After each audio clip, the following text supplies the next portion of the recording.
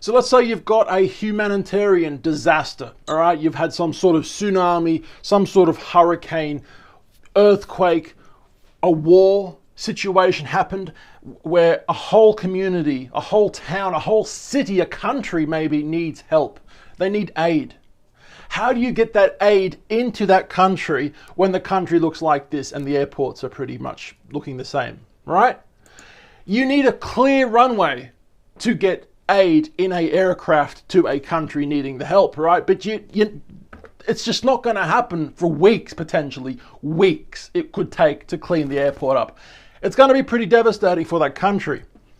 What if we could use Elon Musk's SpaceX rockets that basically fly from America, for example, and then they go to wherever the aid is needed. Basically, Earth to Earth transportation of cargo and humans, if needed.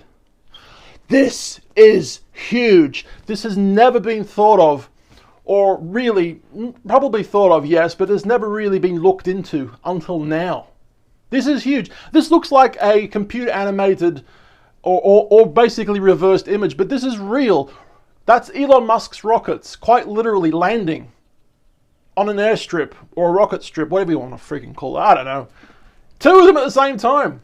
I want to quickly read about this. SpaceX wins $102 million Air Force contract to transport military cargo and humanitarian aid across the world in a rocket. This is huge. Now I'm going to show you this video from SpaceX themselves at the end of this. Quick little read though. So yeah, SpaceX has won the Air Force contract worth more than 102 mil to help transport military cargo around the world using a heavy rocket. This is huge, right? A contract is part of the Air Force's rocket cargo program, apparently, which involves looking at the use of big commercial rockets for basically the Department of Defense Global Logistics, according to a US government website, system for award management. So obviously the thought is there to help countries in need, but yes, clearly the Department of Defense, America, whoa, the superpower that is America would want to use this technology for transporting military stuff. You know, whatever that stuff, I don't know what I'm doing with my hands here, but military stuff, they want to transport it with this technology as well, right? Okay, so the website says that the contract was awarded Friday, but wasn't made public until Tuesday? I can't even read. The contract doesn't specify which SpaceX rockets will be used for the program, but it will happen, right? The Air Force and SpaceX didn't immediately respond to requests for information, apparently. But this one thing I want to read right here, right? The majority of locations where disasters happen don't have commercial spaceports nearby. Adding that the Air Force is exploring a large range of landing options for rural sites. So, yes, could you land a rocket in a car park in Nigeria, for example? Maybe, I don't know. But yeah, a lot of these countries that would potentially need help at some point, or during a war, for example, wherever that may be, you're not going to find a spaceport here and there, right? You're just not. So could you use a car park, a big car park, I'm guessing, for a rocket landing? Potentially.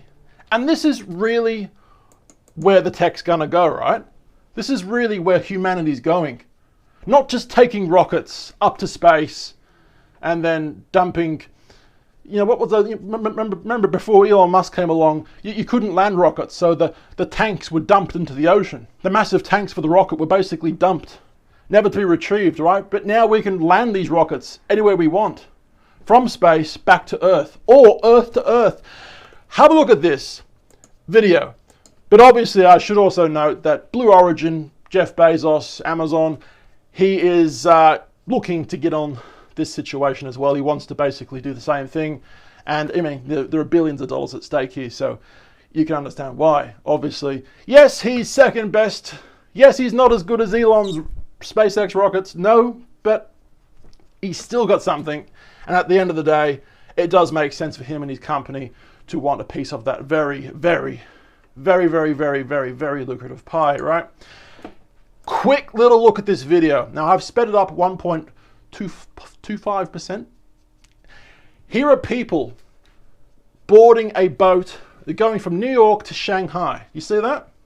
Now I have actually showed you this video before in an actual video all about this before on an old video a while ago, but this video is specifically thinking about helping countries with issues in a bad situation, right? Or the war machine that is needing certain information, needing certain cargo, whatever it may be, right?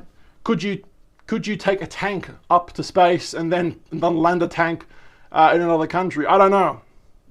But you could basically take military hardware up there and then come right back down, right?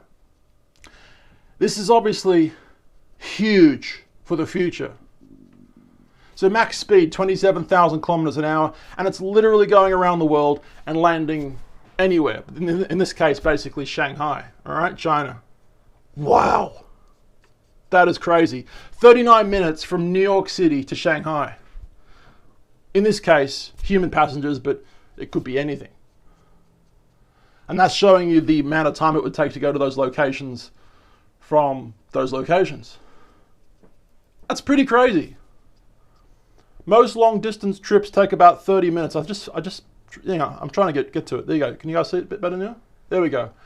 Anywhere on Earth in under an hour. So you could take aid to any country, or military hardware to any country within an hour.